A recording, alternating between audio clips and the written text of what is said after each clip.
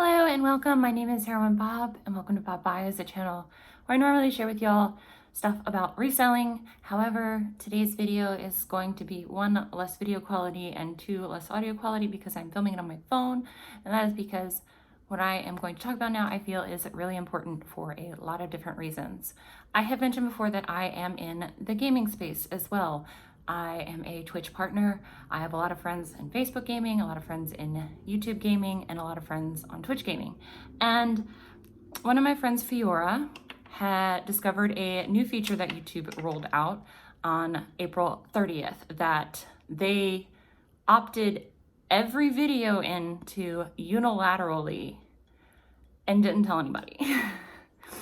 So this new feature is supposed to help promote YouTube Shorts. It is supposed to help align, or supposedly it's supposed to help, people duet videos like you do on TikTok, because YouTube has been pushing Shorts as, a way to compete with TikTok. And on TikTok, you can stitch videos, which means like you take a small segment of the video and then you make a response to it or add to it. Or you duet a video where like one person can do a dance and another person can do a dance. There's a little feature. If you're not on TikTok, you're not going to know, and it's not really going to matter. The reason why this feature matters, even if you are someone who tried out Shorts and decided it's not for you, or if you're someone who has no interest in Shorts, or if you're someone who's uploaded Shorts and makes it like as content on your YouTube channel, this feature is important for a number of reasons. So Fiora talked about how unilaterally this has been across all videos. So if you have videos on your channel that are private or unlisted, this feature is opted on. So what that means is that anybody can find your video now. So they can search for your video and find it. It is technically still unlisted and private, but people can sample that content and make content with it, even though you have unlisted and private it, because this feature is enabled. And let me show you what this feature is. I'm gonna try to turn you guys around. It's not gonna work, is it? Okay. Nope. All right. So So this is my YouTube video, okay? Just a random video I've chosen that I haven't disabled this feature from yet. So what you're gonna do is, I'm so sorry for the shakiness, is that you're gonna scroll down here, right? You're gonna go to show more, right? And then you're gonna see your tags and what language you're in. And then down here at the bottom, it says Shorts permission. Allow people to sample this content, all right? Where's my little pointer? So you have to unclick that. If you read it, it says, allows people to create shorts using parts of this video. Turning this off will permanently delete all shorts sampling its content. Not all videos can opt out. All right.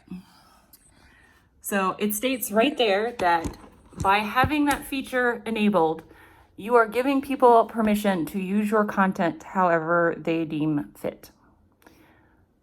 Does that sound problematic to you? Because that sounds problematic to me. Now, my friend Fiora didn't go into a couple of other things which is the reason why I'm making this video, that I want to mention. But one of the things that she did mention in her video, which I of course will link in a card up above and down below because she's amazing. She is part of the Alphabet Mafia. If you don't know what that is, it's LGBTQIA+. And she has a lot of friends, just like I do, who are in that group, who identify in that group, who live their life in that group. And they have been targeted using this feature to send hate. They've received hateful videos and hateful content, and people have gone to their original content from these sampled videos to just be mean and hateful. So there's that as a problem.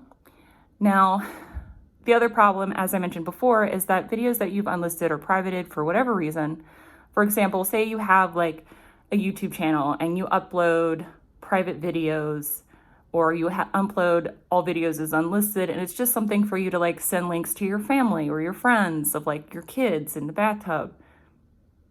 Also problematic because people can find those videos and make compilations of them, which goes into a whole other creepy, uncomfy side of YouTube.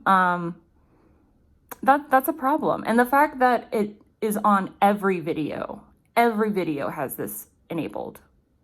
You can disable it, but you have to do it through every single video. So channels that have like hundreds of videos, I have 160 videos on my channel. Like not 100, I have 260 videos on this channel, and then I have like 100 on some of my other channels. I have to go into each video and disable it. But what's weird about that is that I have uploaded one short. I don't have to disable it on that one because that's not even an option. So it's not even that they made this feature enabled on across all videos because they couldn't single out the shorts, because the short is obviously singled out. So why would YouTube do this? Again, to compete with shorts, but also like people to create highlights and be like, do compilation reels as well. And yeah, if there's a big YouTube channel that like puts your stuff in a compilation and it's positive, then you gain exposure and visibility, and some people might come over to your channel and like your channel. But then you're also waiving all of your protections for other people to use your content whichever way they feel necessary. So I want to talk about a couple of things that she didn't talk about in her video. I think it's just because she was upset that she was having to go through a couple thousand videos, which rightly so, because this is tedious AF. But another thing that you should talk about is companies using your content. And because this is enabled, they have the legal right to argue that you gave carte blanche permission, trying to keep the cat away, carte blanche permission for people to sample your stuff. So say, for example, you are a channel that does reviews, right? And you decide that you you bought this product, you're going to try out this product. They can use that sample of your video of you showing the product and then not the part where you say you hate the product, and make like a compilation ad on YouTube, or make a compilation video on YouTube and then embed it onto Facebook. So like they can use your face, even if in the original content of the video can be skewed to where you're endorsing or not endorsing a product, which may not be your original intent of the video, or even that small segment of whatever video you're creating. Also, this allows larger companies to profit off of your content as well. So I know, for example, that, Rally Roots in our community and Crazy Lamp Lady have both had videos go viral that were something on like, I think Lad Bible or some other big company that just basically reposts other people's stuff. Now, sometimes they do get permission, sometimes they get caught, and then they're like, oh, well, we'll give you blah, blah, blah amount of money, or like, people will just be like, hey, that's not cool. I know like Rally Roots said that Rollo did that with their stuff, and then they ended up working a deal with it. But the thing is that because of the fact the sampling is auto-enabled on, that deal, they could be like, well, you enabled for sampling on your videos, so we don't have to work anything out with you. Like, that sucks. Especially if you're a channel that's like starting to grow and you're wanting to work with brands, and you like want to work with a brand you've already like endorsed and talked about on your channel, and now you want to be like, hey, I got this kind of engagement, maybe you want to work with me and, make money off of your hard work and your endorsement of a product that you love. And they're like, we don't have to do that because we can just pull from that video. We don't need you to make a new, I'm not saying that brands would do that, but some might. And then you have to talk about sampling and multi-channel networks. So like I was talking, so let me just briefly explain what a multi-channel network is. So multi-channel network is, there's two different types of multi-channel networks. There's affiliate. So this is a channel network that is managing a bunch of affiliate channels. And then there's owner-operated channels under an MCM. So for example, the best way for me to explain this is like you have BuzzFeed, all right? You have BuzzFeed owned and operated channels where it's like BuzzFeed UK, BuzzFeed Food, BuzzFeed Nerd, that kind of stuff. And then you have like affiliate channels. So people that work for BuzzFeed might have a private channel, and because of their employment contract with BuzzFeed, I'm just saying allegedly because I don't know, just like the only people that know are the people that make those contracts, but they may allegedly have in their employment agreement with that company that if they make a personal channel, they will be an affiliate channel with BuzzFeed, because they're suctioning off some people that are like, hey, I like this program that BuzzFeed puts out, I'm gonna go follow their private channel, and then the multi-channel network pulls some of that revenue and also like dictates what the person can and cannot talk about. Let's talk about multi-channel networks and bots. So you have all these big multi-channel companies and brands, and what they do is they are trying to protect their business. They're trying to protect their money. So they will make content bots, and they will troll through YouTube, like stuff that's uploaded on YouTube, to see if someone is illegally using or re-uploading their content. An example of that could be, what is it? So something might be blocked in one country but allowed in another. For example, there's this one British quiz show that I love with my whole heart, and it normally has like Stephen Fry on it and like this wonderful, very funny comic, but that's not important. But it's blocked in America because the BBC owns rights to it. So channels will like illegally download that show and then upload it onto their own channel. Well, they can't make any money from them because BBC is still going to claim that if they don't just outright nix it, right? If they don't just outright content claim it and have that channel taken down. So what happens sometimes in the music industry is that people will sample like free audio, free sounds that are available in like audio libraries that all content creators can have access to, either with like a small paid subscription.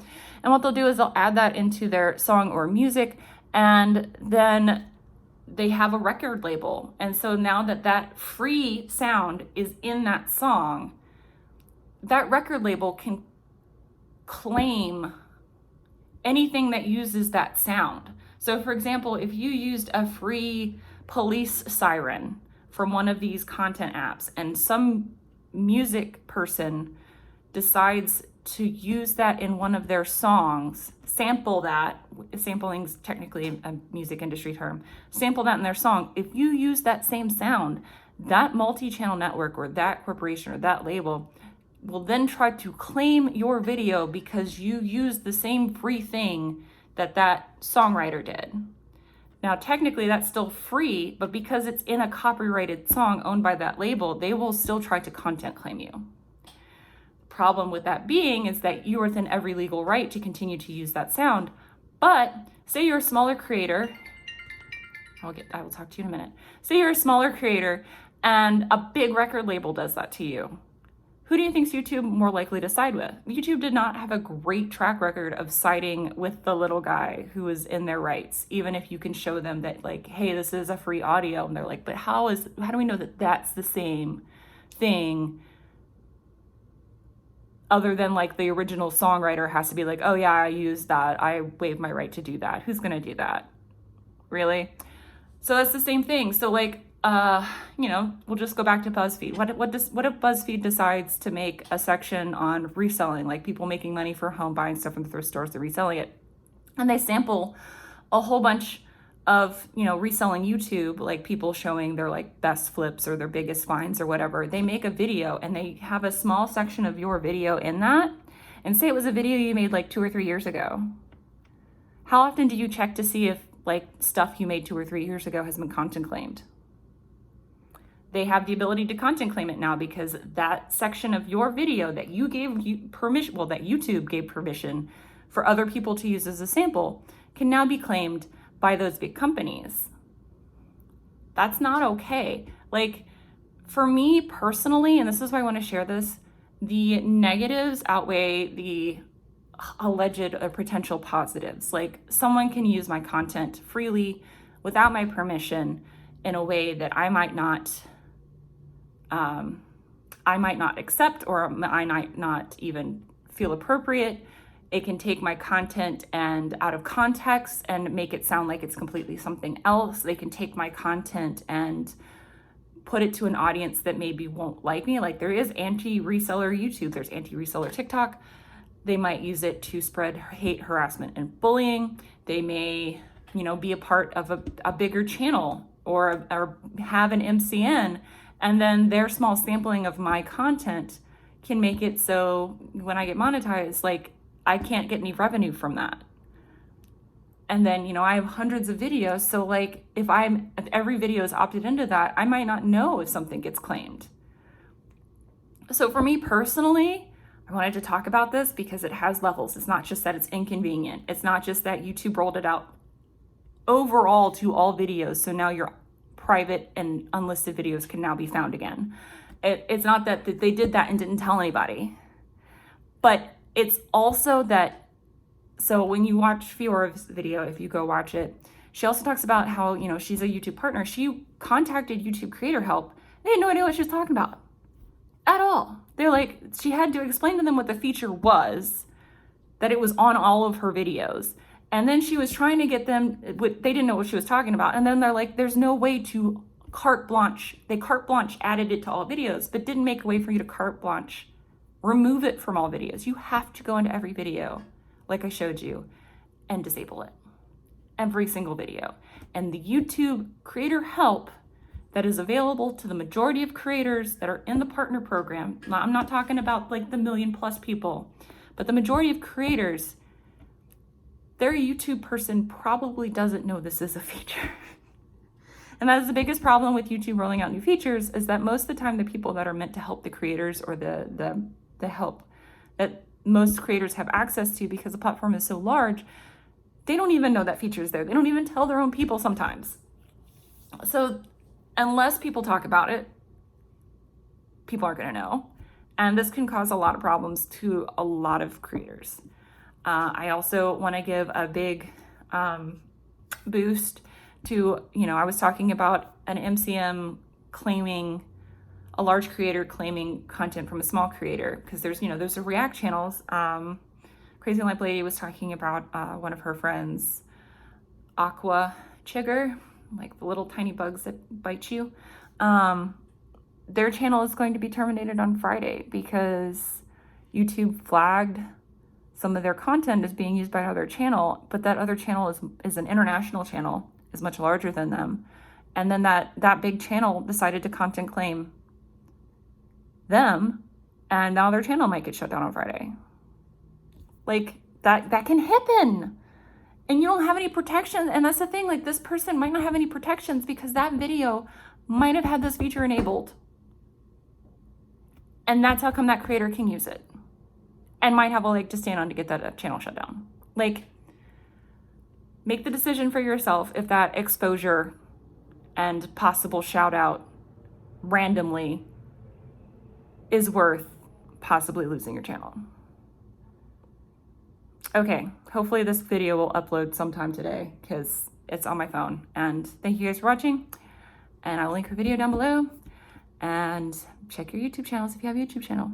And I will also link the other video I was talking about that I just talked about. And maybe you can help signal boost him to maybe keep his channel. Okay, bye. Bye.